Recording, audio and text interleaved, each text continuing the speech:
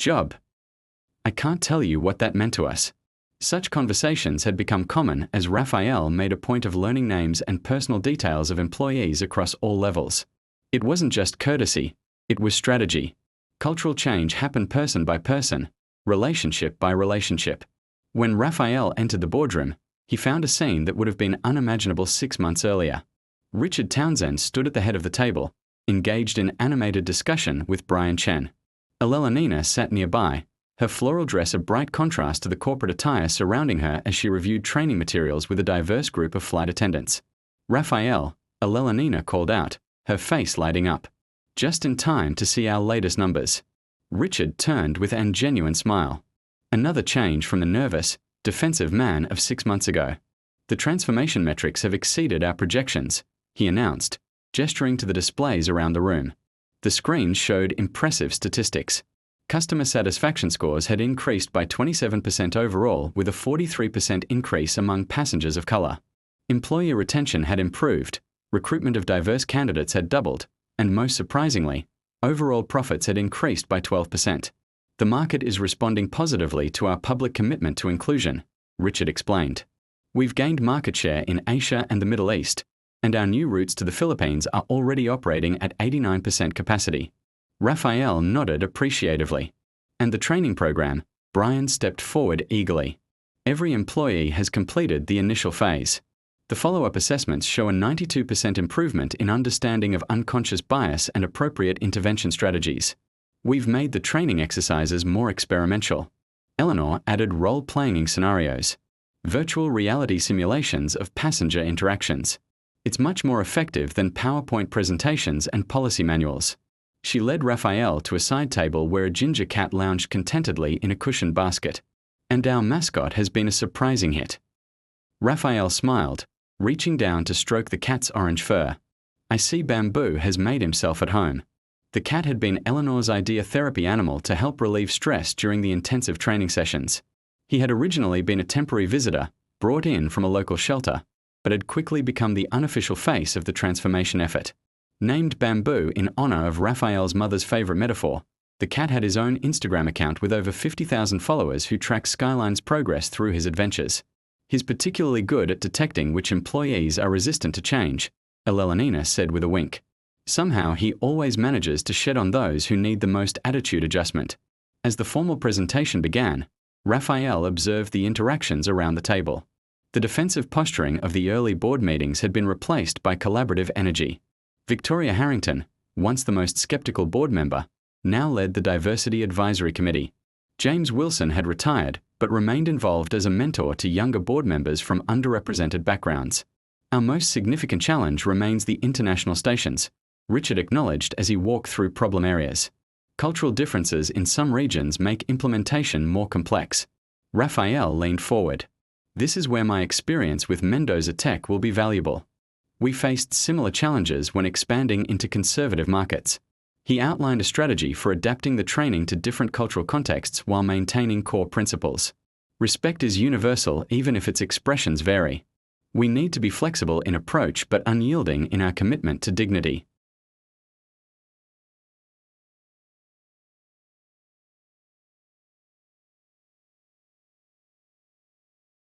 Most impressive was the presentation from the Passenger Advocacy Division.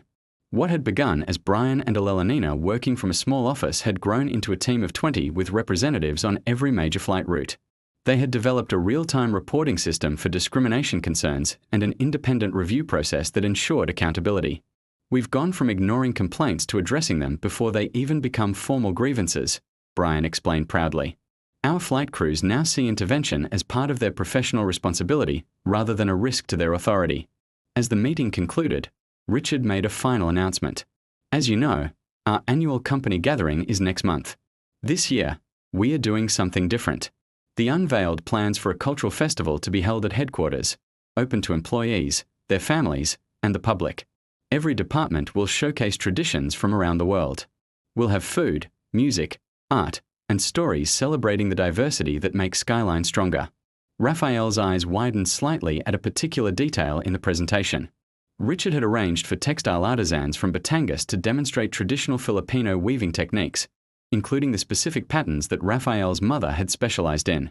This was Eleanor's suggestion, Richard explained, noting Raphael's expression.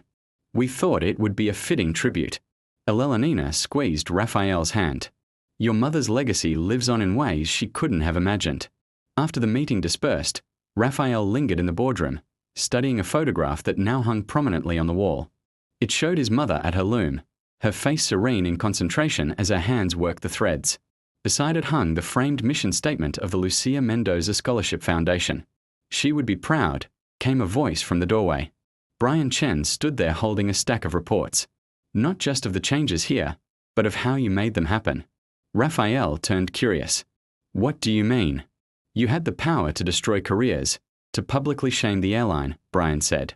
Instead, you chose to transform it, to give people like Richard a chance to be better, to create opportunity from injustice. Raphael nodded thoughtfully. Destruction is easy. Building is harder and more worthwhile.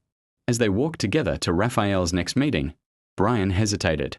There's something I've been meaning to ask you. The day of the incident, you were dressed so casually in economy class clothes, but you were flying first class. Was that intentional? Raphael finished with a slight smile. Not exactly. I had been in lengthy negotiations all night, had barely had time to change. But I've learned over the years that how I dress often determines how I'm treated. Sometimes that information is valuable.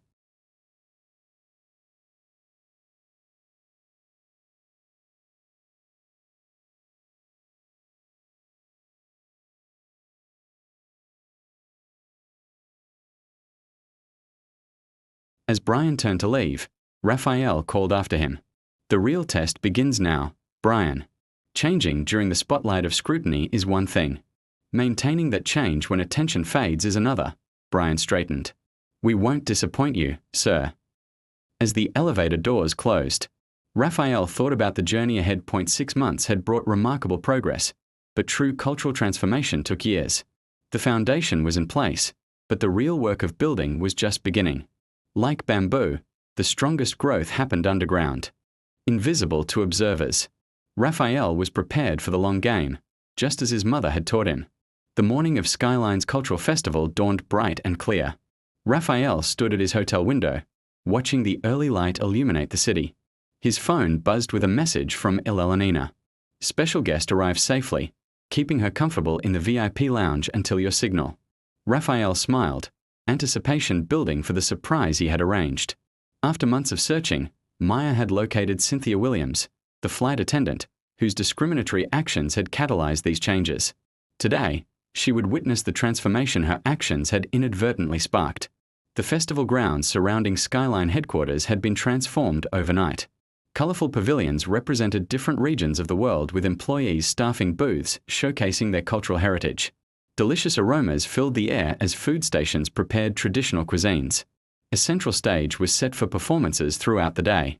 Raphael arrived early, walking the grounds before the public was admitted. He paused at the Filipino pavilion where women from Batangas had set up traditional looms.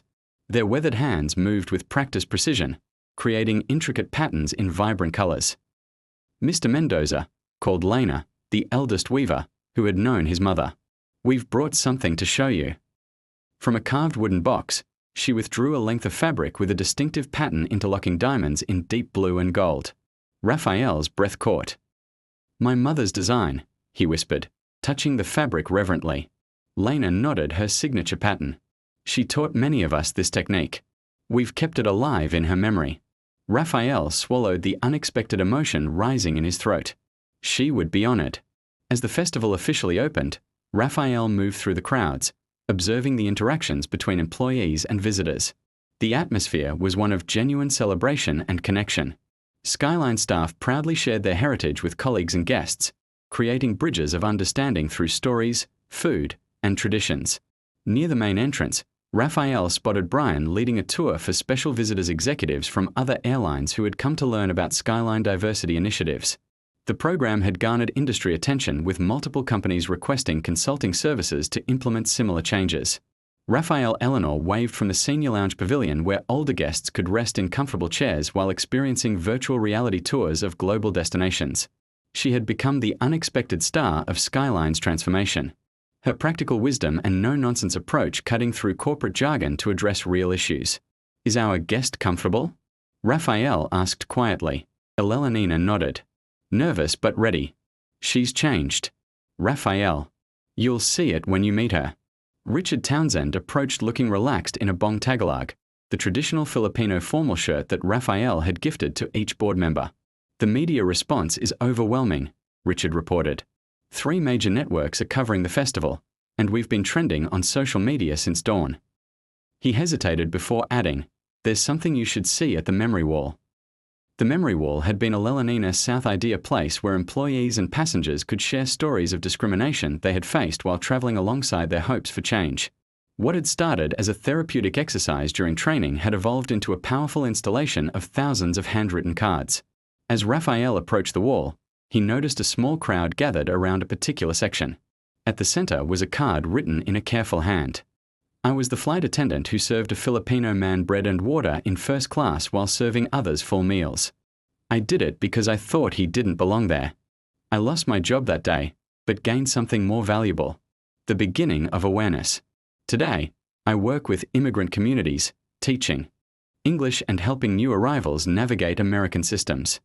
I still have much to learn, but I'm trying to turn my mistake into something better."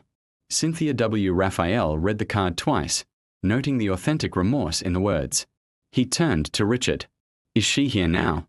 Richard nodded. "In the VIP lounge with Maya. She asked to speak with you privately before joining the festival." Raphael found Cynthia sitting alone by a window, her hands clasped tightly in her lap. 6 months had visibly changed her, the polished perfectionism replaced by a more genuine presence. She stood when he entered, uncertainty in her eyes. "Mr. Mendoza," she began, her voice trembling slightly. "Thank you for agreeing to see me." Raphael gestured for her to sit and took the chair opposite her. "Your card on the memory wall was unexpected." Cynthia nodded. "I wasn't sure if I should come, but Eleanor encouraged me. She's been remarkably kind." "Eleanor sees potential where others might only see past actions," Raphael observed. "Tell me about your work with immigrant communities." As Cynthia described her volunteer position teaching English to new arrivals, her face transformed, the defensive mask falling away to reveal genuine passion. After losing her flight attendant position, she had moved to a smaller city where her severance package allowed her to work part-time while volunteering. "I teach practical English, how to speak with doctors, how to navigate public transportation, how to handle difficult interactions," she explained. "Things I used to take for granted." "And what have you learned from them?" Raphael asked. Cynthia's eyes filled with unexpected tears. "Everything. Resilience. Gratitude. How to find joy in small victories." She wiped her eyes, embarrassed. "I'm sorry, this isn't what I planned to say." "Sometimes unplanned words are the most truthful," Raphael said gently. Cynthia took a deep breath. "I came to apologize in person. Not for my job, I deserve to lose that. But for the human dignity, I denied you. There's no excuse for it." Raphael studied her, seeing truth in her expression. "You're right. There isn't. But there can be growth beyond it." He told her about his mother's philosophy, about bamboo that bends but doesn't break, about transformation that comes from difficulty.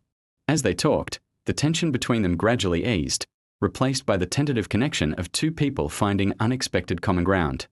"I have a proposal for you," Raphael said finally. "The Lucia Mendoza Foundation is developing a program to help international travelers navigate culturally unfamiliar systems, airports, customs, public transportation. Your experience on both sides of this divide could be valuable to that program." Cynthia looked stunned. "You're offering me a job."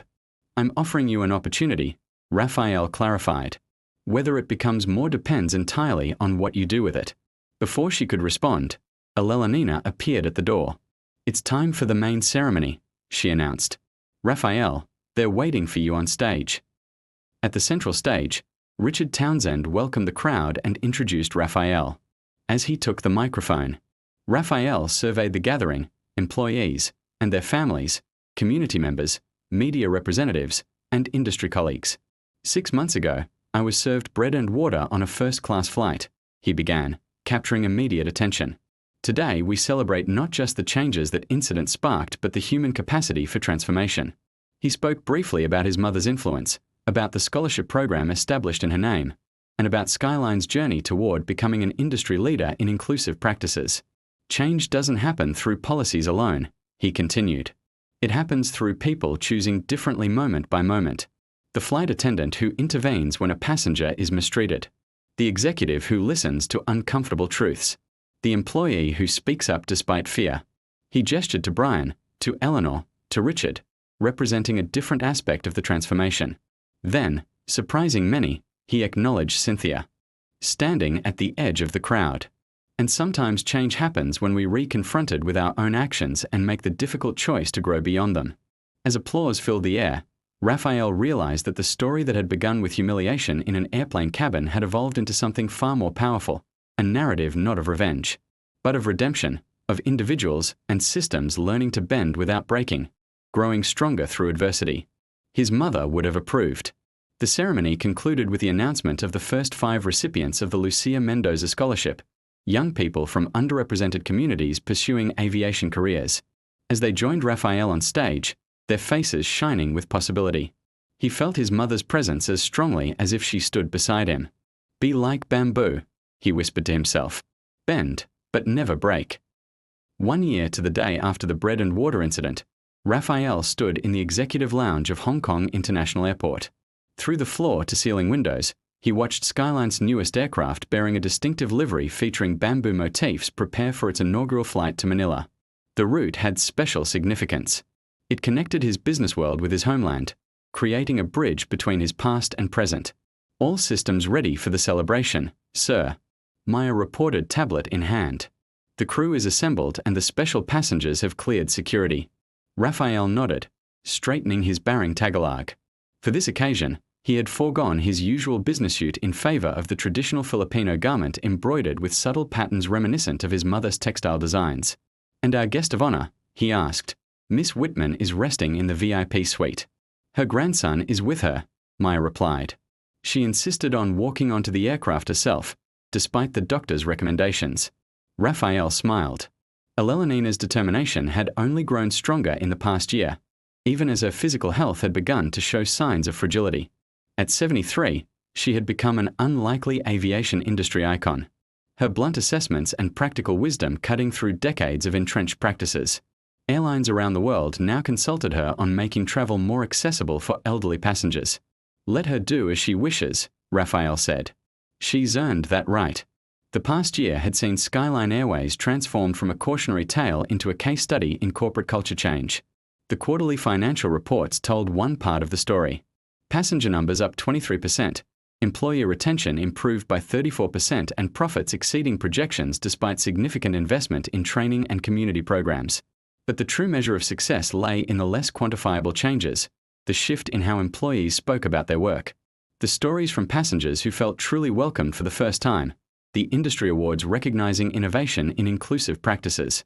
Raphael made his way through the terminal toward the gate where the celebration would begin.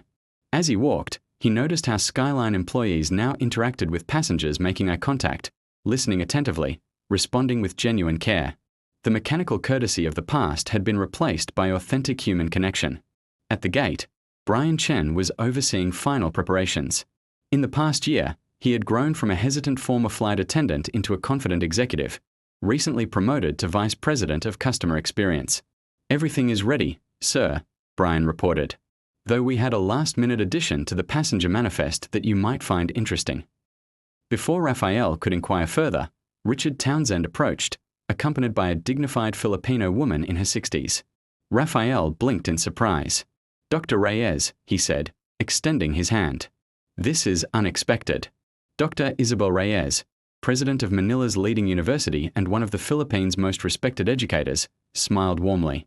When Richard mentioned this inaugural flight, I couldn't resist the opportunity. Our university is eager to discuss expanding the scholarship program. We've had inquiries from 3 other major airlines about implementing similar initiatives, Richard added. The Lucia Mendoza Scholarship has become something of a gold standard. The scholarship program had flourished beyond Raphael's expectations. What had begun as educational support for 5 students had expanded to include mentorship, internships, and guaranteed job interviews. The first cohort was still in training, but their progress reports were exemplary. My mother would be honored by your involvement, Dr. Reyes. Raphael said she always believed education was the surest path to transformation.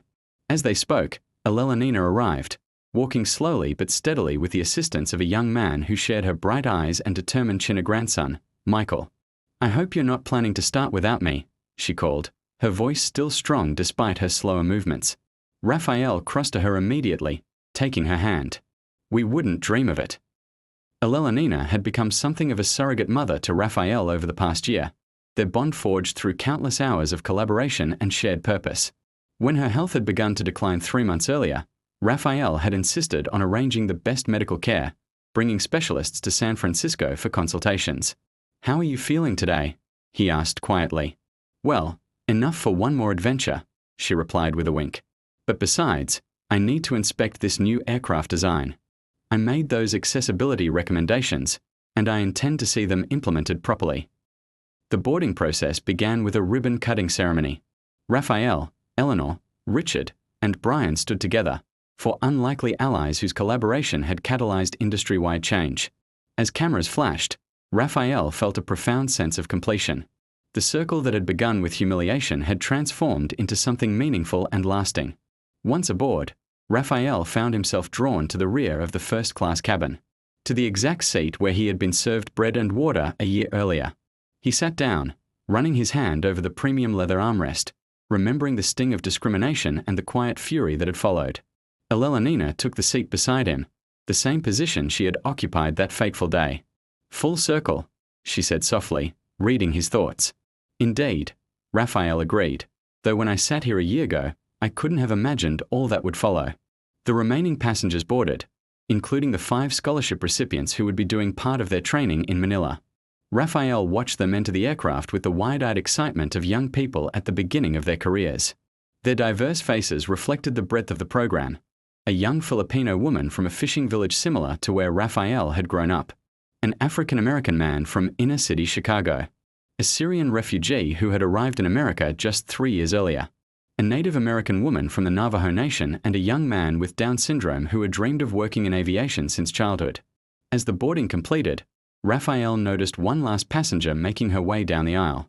Cynthia, their eyes met, and she offered a tentative smile. In the past year, she had become an invaluable contributor to the Traveler Orientation Program. Her first-hand knowledge of both airline operations and the challenges of cultural navigation, making her uniquely qualified. Though their relationship remained professional rather than friendly, there was mutual respect, where once there had been contempt. The captain's voice came over the intercom not with the standard announcement, but with a personal message. "Today's flight is more than a new route on a map. It represents a new way of thinking about who belongs in the skies, who deserves respect in travel, and how we build an industry that honors every journey." As the aircraft pushed back from the gate, Raphael gazed out the window at Hong Kong falling away beneath them. He thought about his mother, about bamboo, about the long invisible growth that precedes visible strength. "She would be proud," Elena said softly, again, reading his thoughts. "Not just of what you built, but of how you built it."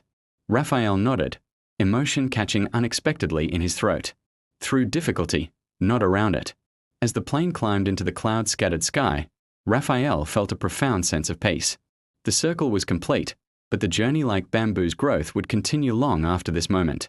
In transforming an airline, he had honored his mother's memory more genuinely than any monument could have done. The airline meals were served not with the practiced efficiency of the past, but with genuine warmth. Each passenger, regardless of appearance or accent, received the same respectful attention. As Raphael accepted his perfectly prepared Filipino fusion dish, he smiled at the quiet revolution represented by this simple act of equal service. The bamboo had not broken. It had grown stronger, reaching higher than anyone could have imagined. 5 years passed. The view from Raphael's office in Skyline's headquarters had changed. New buildings had risen in the San Francisco skyline, and the company had to occupy 3 additional floors in their tower. What remained constant was the bamboo plant in a handcrafted Filipino pot beside his desk, its slender stalks reaching upward with quiet determination.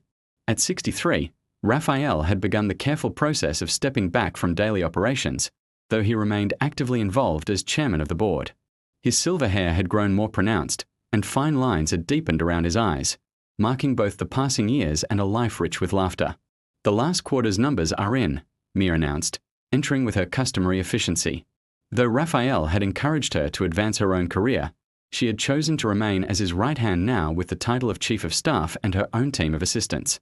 And Raphael prompted, setting aside the report he'd been reviewing, record profits for the 8th consecutive quarter. Mia replied with satisfaction. The investment in the new sustainable fuel initiative is paying off faster than projected, and customer loyalty metrics continue to lead the industry. Raphael nodded, pleased but not surprised. The transformation that had begun with a personal slight had evolved into a comprehensive business philosophy that permeated every aspect of the airline.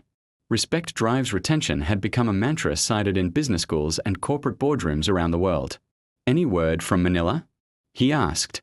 The ceremony is scheduled for next month. President Reyes has confirmed her attendance and all 5 of the original scholarship recipients will be there. Raphael smiled at the thought of those 5 young people, now professionals in their own right. Ana Cruz, the Filipino woman who reminded him so much of his younger self, had recently been promoted to Flight Operations Manager. Marcus Johnson had become an award-winning flight attendant before transitioning to training and development. Layla Beam was pioneering new accessibility protocols for passengers with limited English proficiency. Thomas Beer had just patented an innovative design for more comfortable economy seating. And David Chen had become the airline's most beloved customer service representative. His natural warmth and unique perspective winning over even the most difficult passengers. And the Eleanina Whitman Center? Raphael asked, his voice softening. Construction is complete. The dedication will be part of the ceremony. Raphael nodded, a familiar ache of loss mingling with satisfaction. Eleanor had passed away 2 years earlier, peaceful in her sleep after attending her great-grandson's 5th birthday party. Her final years had been among her most impactful. Her advocacy for elderly travelers had revolutionized how airlines approached this growing demographic. The training center named in her honor would ensure her practical wisdom continued to influence new generations of aviation professionals. A knock at the door interrupted his thoughts. Richard. Townsend entered looking remarkably youthful despite having recently celebrated his 70th birthday. The transformation of Skyline had transformed Richard as well. The defensive corporate executive had evolved into a thoughtful leader who spoke openly about his own journey from complicity to commitment. The board meeting is about to start, Richard reminded him. But there's someone here to see you first. Behind Richard stood an elegant Filipino woman in her early 30s, Dr. Ana Cruz, the first Lucia Mendoza scholar and now a respected figure in the aviation industry. Ana, Raphael greeted her warmly. I thought you were in Manila preparing for the ceremony. I flew in early, she explained, her confidence a far cry from the shy village girl who had once nervously accepted her scholarship. There's something I wanted to discuss with you in person. As Richard excused himself, Ana placed a weathered wooden box on Raphael's desk. My grandmother was a weaver in Batangas, she began. When she heard about the expansion of the Lucia Mendoza program, she sent me this. Ana opened the box carefully to reveal a length of fabric with a distinctive pattern interlocking diamonds in blue and gold. Raphael's breath caught. My mother's design, he whispered. Ana nodded. According to my grandmother, she learned this pattern from Lucia Mendoza herself. They worked side by side during the regional textile cooperative in the 1970s. Raphael touched the fabric reverently, feeling the connection to his mother as tangibly as if she stood beside him. What are the chances? He murmured. In Filipino, we call it tadhana destiny, Ana replied. My grandmother believes nothing is coincidence.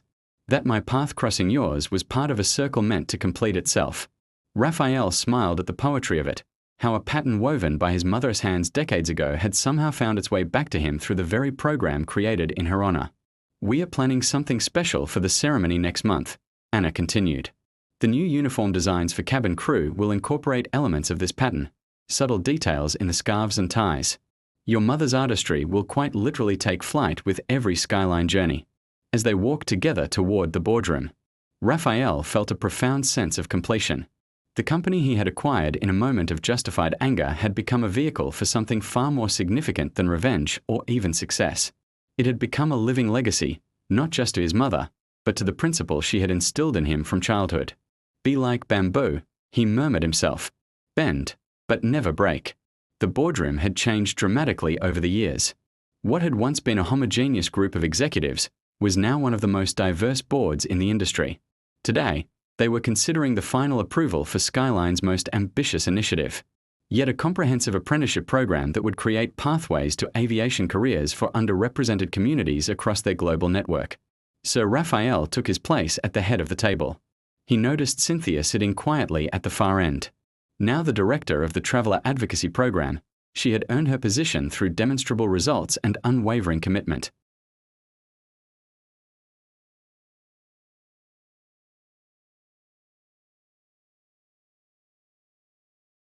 Not friendship exactly, but a profound mutual respect forged through accountability and growth. Brian Chen, now Chief Operating Officer, called the meeting to order. As the discussion began, Raphael observed the thoughtful exchanges, the respectful disagreements, the collaborative problem-solving. This, Evan, more than the profit margins or industry awards, was the true measure of what they had built together. That evening, Raphael stood alone on the rooftop garden of the Skyline building.